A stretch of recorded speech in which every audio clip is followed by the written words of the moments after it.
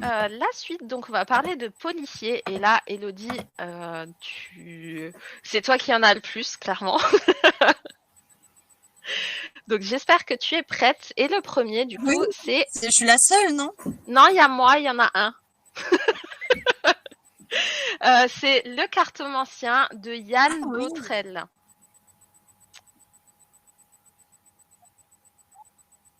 oui. Alors en fait, dans cette histoire, on est à Lyon et il y a un tueur en série qui va laisser une carte de tarot sur chaque cadavre. Donc c'est assez classique comme truc.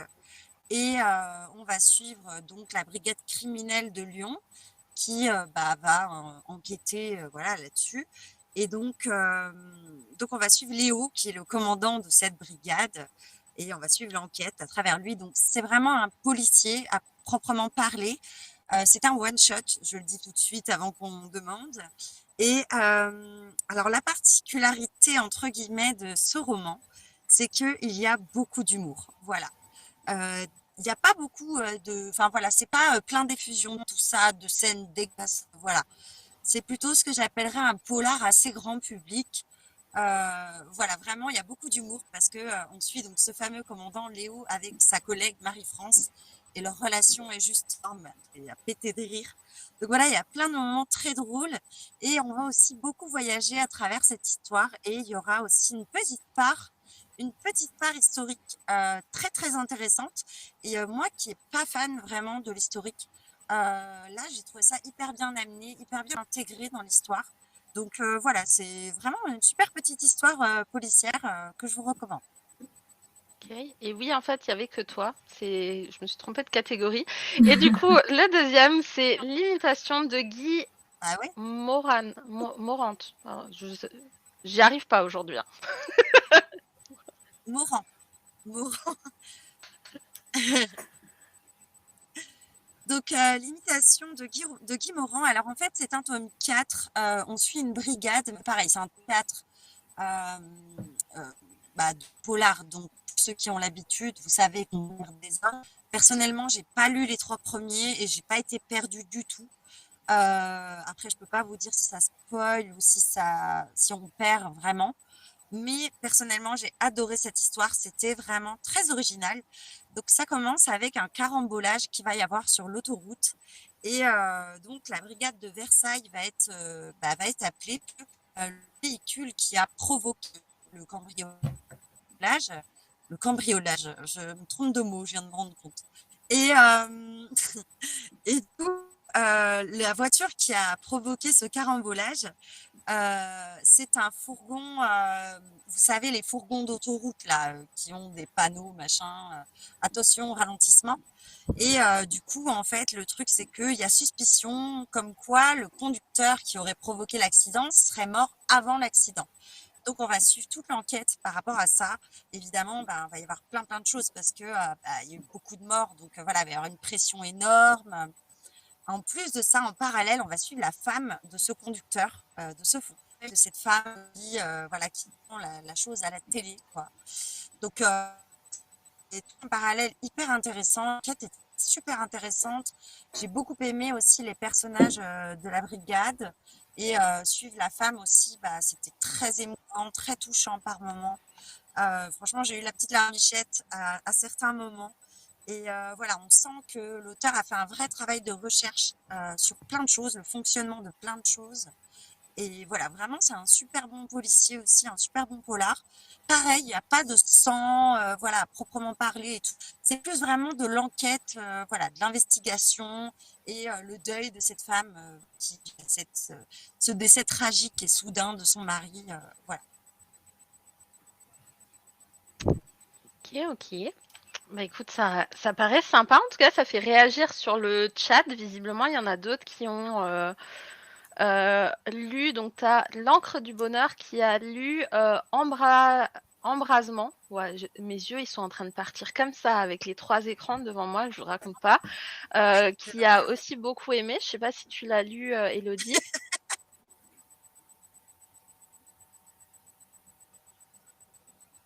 Non, j'ai lu que celui-là de cet auteur, donc Embrasement, je crois que c'est un de la trilogie, un d'avant en Ok, fait. Voilà. Si je me trompe pas. Bah, écoute, ça fait des recommandations en plus si on veut découvrir l'auteur hein, par rapport au retour du chat. Voilà. Ensuite, on va vous emmener dans le fantastique. Et là, ça va. On est encore sage. Le pire, c'est la fantasy. Fantastique, c'est sage. Fantasy, c'est un autre niveau. On voit que c'est quand même ce qu'on lit globalement le plus. Et du coup, la première lecture, c'est La fréquence fantôme de Matt Klein, le tome 1, La Dame Blanche. Bon, bah du coup, j'ai pas forcément besoin de vous dire qu'on va parler de la Dame Blanche. Je pense que ça se voit. Et en fait, c'est 3 amis qui vont racheter un manoir et qui vont essayer de comprendre ce qu'il y a, qui est cette dame blanche et tout. Donc ça va un peu. Enfin, je pense que limite ça pourrait être quand même un peu un policier parce que justement il y a un peu ce côté enquête. Qui se mêlent, vu qu'il y a chacun qui va avoir des aspects différents, il y a des indices et tout. Enfin, c'est assez intriguant. C'est supportable, même s'il y a des fois des scènes un peu... mais ça mérite pas, franchement, un trigger warning. Mais je préfère prévenir les gens qui ont une petite sensibilité que voilà, il y a des choses qui peuvent un peu secouer, mais ça reste normal. C'est vraiment juste quand on est une petite nature comme moi. Mais franchement, j'ai été bien embarquée. Et du coup, c'est un tome 1 qui est sorti en 2020. Il n'y a toujours pas de suite. Mais en fait, ça me choque pas parce que plus ou moins, pour moi, il a sa sortie, enfin sa suite. On sait s'il y aura indique qu'il s'agit d'un... Ouais, c'est ça. Je suis sur Livre Addict, mais effectivement, il était sorti en 2020. Ouais. Ensuite, hop, nous avons, ça c'est toi, Lise. Du coup, il y a Doulahan de Marine Kelada, si tu veux nous en parler. Donc Doulahan de Marine Kelada, c'est principalement une sorte de réécriture de La Belle et la Bête, mais en Irlande, si je ne me trompe pas, avec la légende donc du Doulahan qui est un cavalier sans tête. Et donc, comme dans La Belle et la Bête, en gros, elle se fait enlever, elle se retrouve dans un château, et alors tout le livre, ça va être son devoir, ça va être d'enquêter sur la malédiction qui a frappé donc le maître du château. Pourquoi est-ce qu'il se transforme en cavalier sans tête pourquoi est-ce que le château, en gros, le château est figé dans le passé, et donc qu'est-ce qui se passe, pourquoi est-ce que ça s'est passé comme ça. Donc c'est un peu vraiment La Belle et la Bête, mais avec un cavalier sans tête et pas une bête. Donc voilà. Et donc il y a un mélange entre une romance et donc c'est cette espèce d'enquête et en même temps des événements un peu plus danger, fuite, enfin des choses comme ça. Mais c'est beaucoup de l'enquête surtout. Et alors, moi, j'ai beaucoup aimé. J'ai trouvé qu'il était assez addictif. Les chapitres sont très, très courts.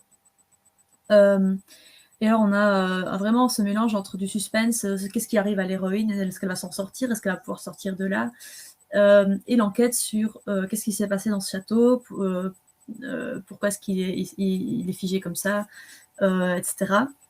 La couverture est assez sombre parce que l'ambiance est assez sombre avec quand même des scènes un peu trash et un peu du glauque comme ça. Un peu comme le style roman gothique, mais la romance n'est pas du tout toxique, donc c'est pas du tout une dark romance. La romance en elle-même, elle est soft. Et alors, moi, ce que j'ai beaucoup aimé, c'est qu'il y a un moment donné où on a plein de révélations sur révélations qu'on s'y attendait pas du tout, et du coup, à partir de plus ou moins la moitié du roman, on peut plus le lâcher, quoi. Et alors, le petit point bonus, c'est qu'il est vraiment pas cher. Il est à 9,90 € pour les Français parmi vous qui sont sûrement en majorité. Donc moins de 10 €. Donc c'est vraiment pas cher, je trouve, pour un auto-édité parce qu'ils font rarement des poches. Donc ils n'ont pas le choix que de mettre un prix de brochet. Et là, franchement, 10 €, ça fait plaisir pour le porte-monnaie. Voilà. Et en plus, c'est 99 centimes tout le temps, je crois, le e-book. Ah ouais? Bah voilà, tant mieux, le e-book aussi est pas cher du coup. Enfin, en tout cas, je crois qu'elle avait tout fait, pas très très cher, effectivement.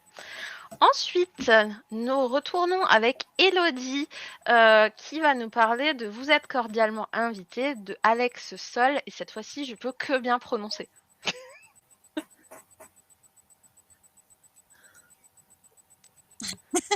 Je suis pas sûre, hein. Non, si, c'est bon. Et alors là, fantastique.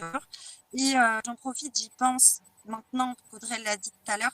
Là, on est sur des scènes violentes, explicites, tout ça. Il y a de la violence, machin, du un peu gore, du un peu glauque, voilà. Vous le savez, comme ça, c'est fait. Donc, dans cette histoire, en fait, on a un manoir, le manoir Beaumont, où il y avait des colonies de vacances. Et en fait, en 2007, il y a eu un incendie et seuls 4 enfants, entre guillemets, voilà, ont été sauvés de cet incendie et ils ne savent pas, en fait, ce qui s'est passé. Ils n'ont jamais réussi à... Au début du roman, on est 12 ans plus tard, donc ils sont adultes. Et en fait, ils vont tous recevoir une invitation pour aller un certain jour, à une certaine heure, dans ce manoir, alors que ce manoir a fermé définitivement après l'incendie. Donc, vous vous doutez bien qu'ils vont, sinon il n'y a pas d'histoire.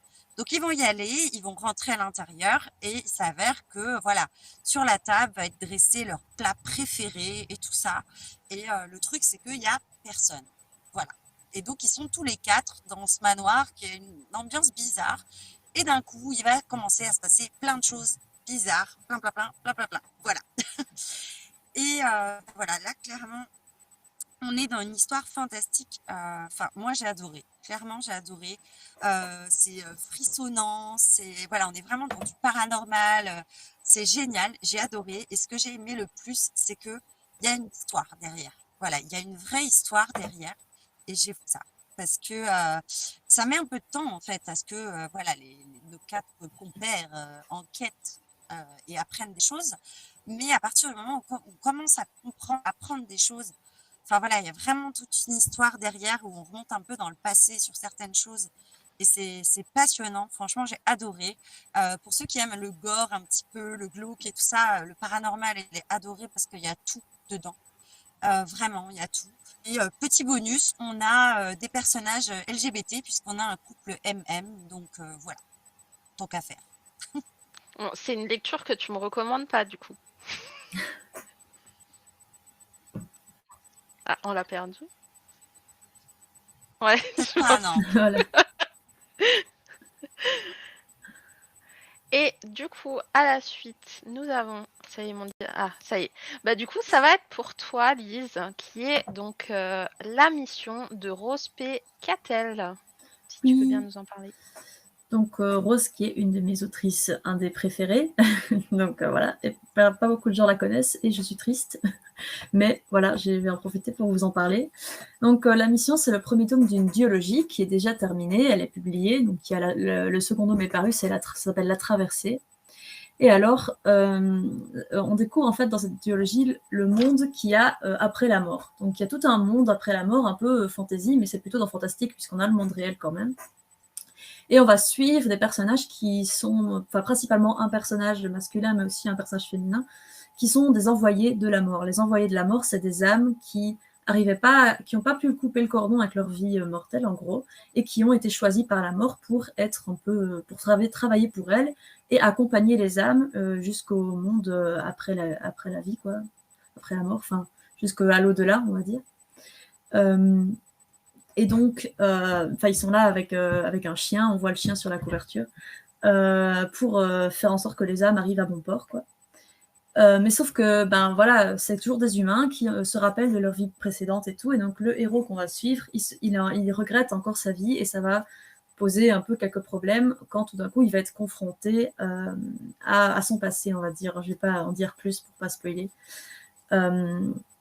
Mais donc, moi, ce que j'ai beaucoup aimé, c'est l'univers hyper original, avec vraiment une interprétation et une personnification de chaque élément après la mort, quoi. On a vraiment, pas le paradis, mais vraiment tout un monde imaginaire de ce qui se passe après la mort. Donc, on a la mort qui est une personne, et on a vraiment... moi, j'ai bien aimé, surtout dans le tome 2, on a toute une traversée qui symbolise vraiment plusieurs étapes du deuil, entre guillemets. Donc, on a vraiment le rapport au deuil et tout, mais imagé avec un monde... un monde fantasy ou fantastique, quoi. Donc ça, j'ai vraiment bien aimé. Et alors, ce que j'ai bien aimé aussi, c'est les tensions et les conflits entre les personnages, parce qu'ils ont chacun vraiment un passé complexe, des motivations, des aspirations différentes qui vont parfois entrer en conflit. Et donc, voilà, même, il y en a une que je n'aime pas, elle m'énerve, mais en même temps, elle est tellement complexe et elle a tellement des raisons pour agir comme elle fait. Donc voilà, j'aime beaucoup la dynamique entre les personnages. Et donc, voilà, cette duologie, pour moi, c'est un gros coup de cœur et elle n'est pas assez connue à mon goût. Voilà. Et ben, n'hésitez pas à aller découvrir. Et du coup, je sais plus si tu l'as dit, là c'est un tome 1. Est-ce que la suite est déjà sortie? Oui, C'est oui, terminé? je l'ai dit au début, donc c'est une Ah, pardon. duologie, il y a 2 tomes. La mission, la traversée, et c'est terminé, c'est paru depuis longtemps, quelques années, je pense. Donc voilà, on a déjà les 2. Très très bien. Et du coup, bah, c'est moi qui continue donc avec l'Éden de Julie Muller-Volb. Et du coup, je l'ai fini cette semaine. Donc, souvenir encore hyper frais vu que je viens juste de le finir. Et du coup, on va suivre Mina qui vient de perdre son père et qui se retrouve avec sa sœur qui est sa tutrice. Et en fait, elle avait déjà perdu sa maman depuis des années et des années, et sa sœur donc va la laisser toute seule, sauf qu'elle la laisse toute seule avec en charge une maison d'hôtes, là où comme par hasard actuellement il y a quelqu'un qui vient d'arriver dans la maison d'hôtes. Elle va un peu tomber amoureuse de la personne qui est dans la maison d'hôte et tout, mais ça va être assez compliqué. Et je vous dirai pas par quel truc, parce que c'est un fantastique, donc oui, c'est un fantastique, donc il faut bien qu'il se passe quelque chose. Et en fait, elle va découvrir pourquoi la mort de ses parents, qu'est-ce qui se cache derrière le fait que sa sœur est partie comme ça, vraiment du jour au lendemain. En plus, elle est au lycée, donc elle devait faire ses études, elle devait avancer dans les examens et tout. Et en gros, elle a tout arrêté du jour au lendemain pour découvrir un nouveau monde qui va s'appeler Leiden. Et du coup, je vous laisse découvrir. En tout cas, moi, j'ai beaucoup aimé. Elle a été publiée chez les éditions Nouvelle Plume, chez France Loisirs, donc pour promouvoir en fait son écrit. C'est une trilogie qui est déjà terminée. Je vous parle que du 1 parce que je viens de le finir cette semaine, donc j'ai pas encore pu lire la suite, mais je fais tout pour me procurer les 2 tomes restants parce que j'ai vraiment envie de découvrir la suite. Mais j'ai pas revérifié avant le live, mais en tout cas cette semaine les e-books étaient à la place de 9,90, ils étaient à 4,99 si jamais ça peut tenter quelqu'un en e-book. Voilà. Hop. Et c'est vraiment très très accessible. Et du coup, la prochaine, c'est Elodie avec Universal Legacy. Et je vais te laisser prononcer le nom de l'auteur parce que là, je vais me casser la figure.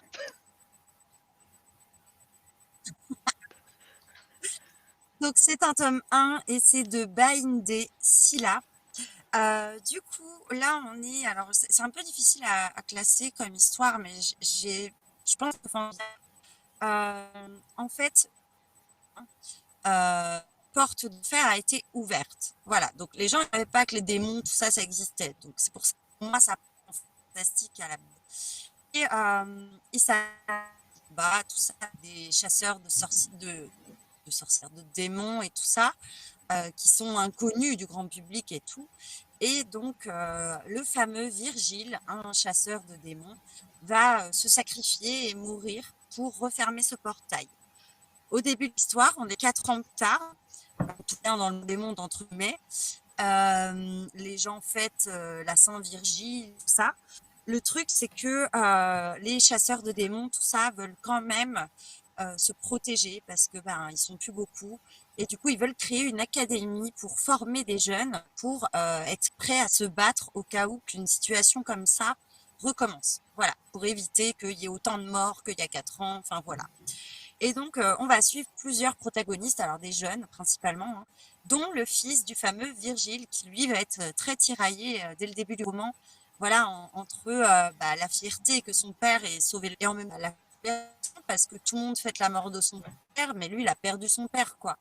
Donc voilà, il y a tout ce petit tiraillement qu'il va y avoir en lui, en fait. Et voilà, on va être vraiment sur une histoire très complexe. Donc là, je vous fais vraiment un résumé de base, mais c'est vraiment très très complexe à expliquer. Mais sachez que vous trouverez dans cette histoire, pour vous donner un petit topo, de la magie, des arts martiaux, des technologies, des complots politiques, des trahisons, voilà, des combats. Vous aurez un peu tout, de la mythologie. Voilà, c'est vraiment alors ça peut avoir l'air fouillis dit comme ça, mais non. C'est hyper bien intégré à l'histoire et ça rend l'univers original, hyper riche. Et je me souviens aussi avoir inventé, en tout cas, de belles images dans ma tête avec la magie, qui est vraiment incroyable. C'est riche, voilà, avec les arts martiaux. Il a fait une combinaison, l'auteur, vraiment, vraiment super. Donc, je vous recommande vraiment, c'est plutôt cool. Voilà, c'est très complet, mais très complet et voilà, c'est top. C'est tout. Merci Elodie. En tout cas, visiblement, tu as tenté du monde, dont ta copine Ingrid la lectrice. Mais bon, ça doit être le prénom, ça. Maintenant, elle l'a lu. Ah, elle l'a lu? Elle l'a Ok. lu. Ah bah c'est pour ça. Elle l'a déjà lu, en fait. Ah, bon bah voilà. Oui, non, mais dites-vous que j'arrive pas à voir tout le chat. Je suis en train d'organiser les slides, plus de vérifier si ça. Je suis en retard sur le chat. Et du coup, le prochain, c'est une de mes lectures coup de cœur que j'ai vraiment adoré et dévoré. C'est La Voix de l'eau, le tome 1 de J.L. Siver. Et c'est de la... Ouais, il y a marqué science-fiction et je l'ai mis dans fantastique. Attendez. Ah, ok, parce que moi je l'ai classé dans science-fiction, mais il est classé autrement à chaque fois dans les trucs. C'est pas grave. On est là pour les recommandations. S'ils sont mal classés, j'avais qu'à faire plus attention. Et du coup, dans cette histoire, on va suivre Milo qui a l'air d'un garçon totalement ordinaire, qui est très très sportif, et en fait il va aller dans une école qui s'appelle Le Seuil, d'où le nom en fait du roman, et chacun va développer des compétences spécifiques par rapport aux 4 éléments, donc l'eau, le feu, la terre, machin. Et du coup toute la famille de Milo gère le feu. Donc pour lui en fait c'est logique que ça va être le feu, parce que de toute façon sa famille, si c'est pas le feu, en gros il le supporte pas, c'est inconcevable d'être autre chose, genre l'eau c'est complètement de la merde, faudrait surtout pas qu'il soit dans l'eau. Et donc finalement il va se retrouver du côté de l'eau. Voilà.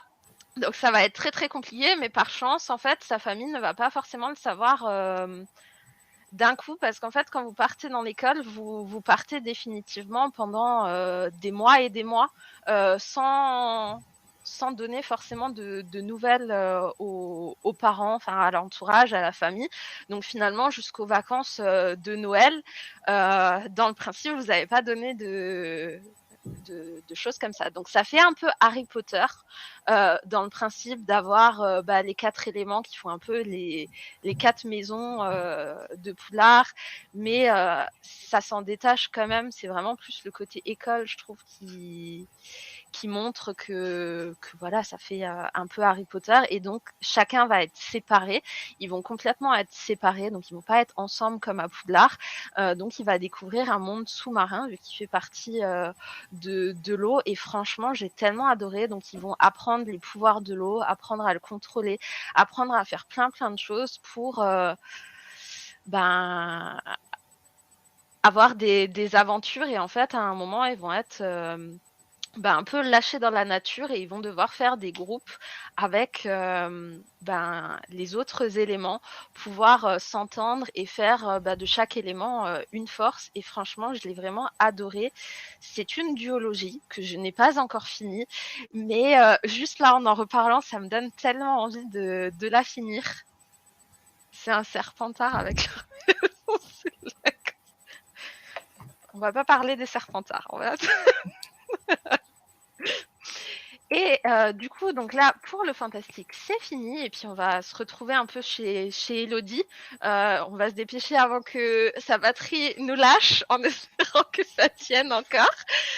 Et on va se retrouver dans le thriller. Et du coup, le premier, c'est Les Morts Insignifiants de Gaëtan Ballester.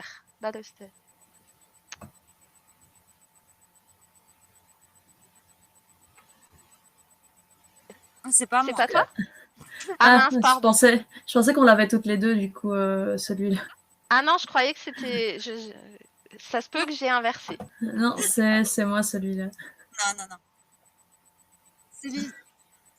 Ouais. Et du coup, je vais aller vite pour la batterie. Donc, c'est aussi un que j'avais eu en SP. Donc, Les Morts Insignifiants, c'est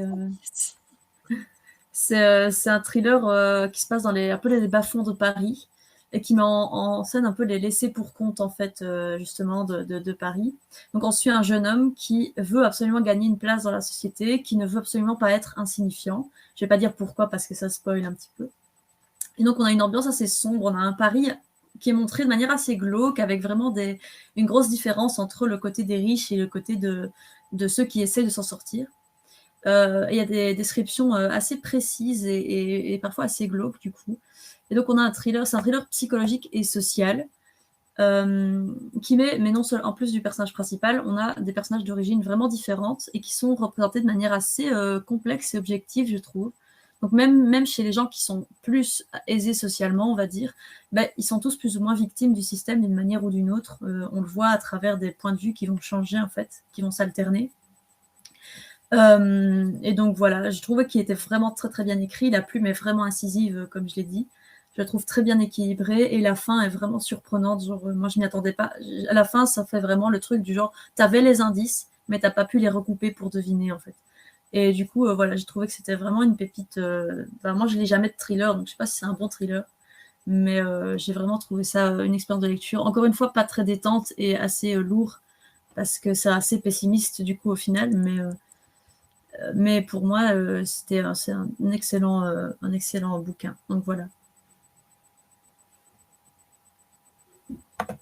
Ok, merci à toi. Du coup, là, après, je me trompe pas, c'est bien Elodie, avec Comme une pierre de Laurence Varenne Oui, c'est moi. Jarnac.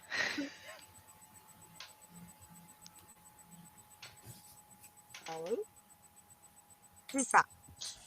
Donc, je l'ai mis dans le thriller parce que, en fait, on va être dans une alternance de personnages. Alors, en fait, l'histoire commence, on suit Lisa, une femme d'une quarantaine d'années. Et en fait, Lisa, part dans son jardin.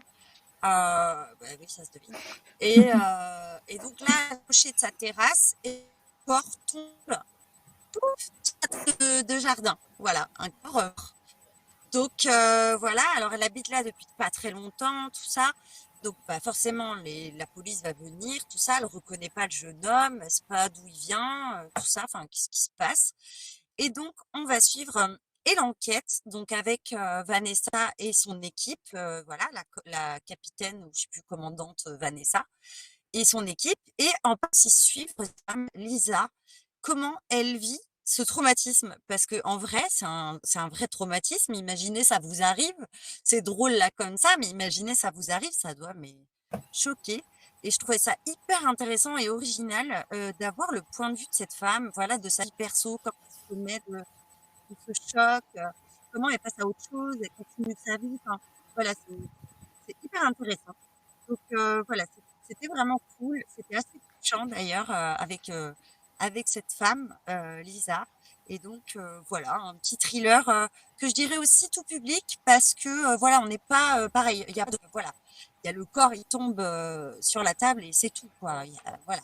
Donc, pour ceux qui ont peur et tout ça, mais qui aiment bien les enquêtes et tout ça, voilà, et puis les prises de conscience, les réflexions, les introspections, bah, je pense que ça peut vous plaire. Voilà. Merci Elodie. Ensuite, bah du coup, c'est moi pour une fois que j'en lis un. C'est étonnant. Parce qu'il est un peu plus jeunesse quand même, mais c'est un thriller avec. Donc c'est Epstein de Anne-Sophie Erninger. Paniqueur, non? Ouais, je repréviens que prononciation et moi, ça fait 10. M'en voulez pas, c'est écrit sur le template. Voilà. Et du coup, on va suivre en fait Mia qui a 20 ans. Et on la découvre dans un hôpital là où on connaît encore rien d'elle et il s'avère qu'elle est amnésique. Et elle va retourner en fait dans une école, mais finalement elle y connaît plus rien vu qu'elle a perdu la mémoire, elle a perdu tout ce qui va avec. Et il s'avère que dans son école en fait il y a la partie là où tu as des humains normaux et tu as des humains avec des capacités spécifiques magiques.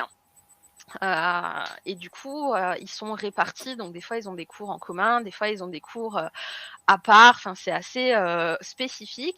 Et il s'avère que elle va,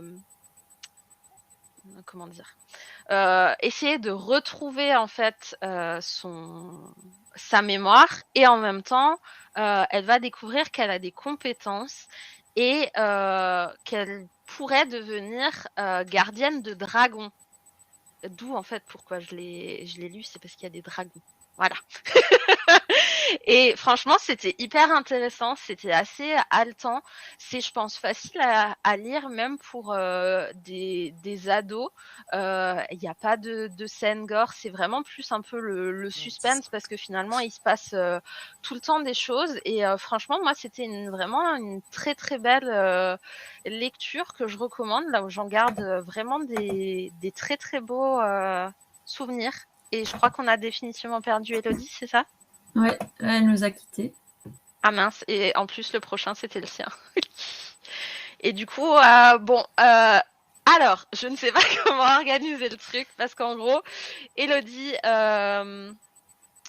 était dans sa voiture, comme vous aviez pu le comprendre. Ouais, c'est ça, c'est un thriller fantastique. Rachel était dans sa voiture et en fait de base elle avait trouvé un système pour pouvoir charger son PC portable. Malheureusement, ça n'a pas fonctionné et donc on se retrouve tout seul. Donc malheureusement, là, la recommandation que je vous ai affichée, c'est une recommandation d'Elodie qu'on n'a pas lu avec Lise. Ouais, bah oui, t'es mouru. Mec, comment on fait? En plus, ça tombe pile là. Je voulais me dépêcher. Et du coup, je sais pas, est-ce que je vous le laisse en affichage ou est-ce que Elodie, t'arrives à faire un petit truc à l'écrit pour quand même présenter le livre parce que c'est un peu dommage. Fais-nous un petit texte. Ouais, fais-nous un petit texte peut-être pour nous présenter le truc. C'était pas prévu qu'on se retrouve. Mais ouais, tu vas nous manquer, c'est sûr. Parce que sur son téléphone, en fait, le logiciel pour streamer ne fonctionne pas parce que genre Elodie a tellement de chance qu'elle a la seule marque de téléphone avec laquelle ça ne fonctionne pas. Voilà. Ah, la communauté parle de secte, elle a dit. Ah. Mais encore. Une secte qui existe. Je pense que forcément elle a un petit décalage, donc on va laisser un peu la slide. Comme ça, Elodie a le temps d'écrire vu qu'elle a un peu de décalage par rapport à nous, maintenant. Et hop. Et du coup, après, on va passer à la science. Ah oui, et en plus, la science-fiction, c'est pareil. Il y a Elodie et elle a des super recommandations à faire. Bon, il y a moi et Elodie, en fait. Ah là là. Sur la prochaine, elle a le temps d'écrire. Ouais.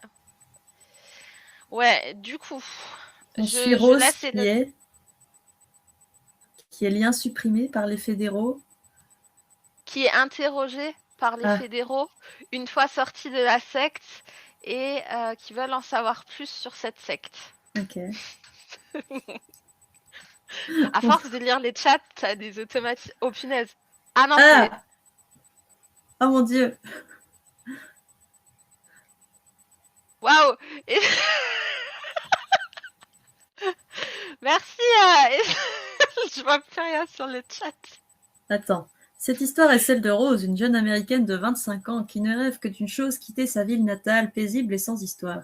Mais l'arrivée de la communauté, ce groupe sectaire, va bouleverser son quotidien et ses projets. Les membres de ce groupe, les croyants, prennent très vite le contrôle total de la ville, endoctrinant tous les habitants. Rose se retrouve donc malgré elle embrigadée dans la secte et y découvre les horreurs dont est capable l'homme pour défendre ses idées. Avec l'aide de sa meilleure amie Serena, elle tente de survivre coûte que coûte et de trouver un moyen de s'échapper.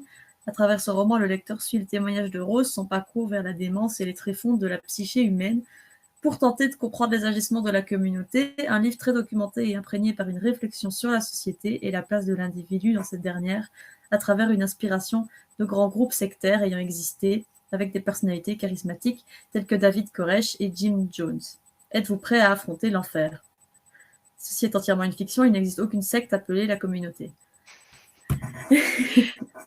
Waouh, bah, bravo pour ta lecture. Et du coup, effectivement, Elodie remet un peu plus bas comme quoi la secte était entièrement inventée par l'autrice et que c'est inspiré par de la servante écarlate. Je n'arrive plus à parler.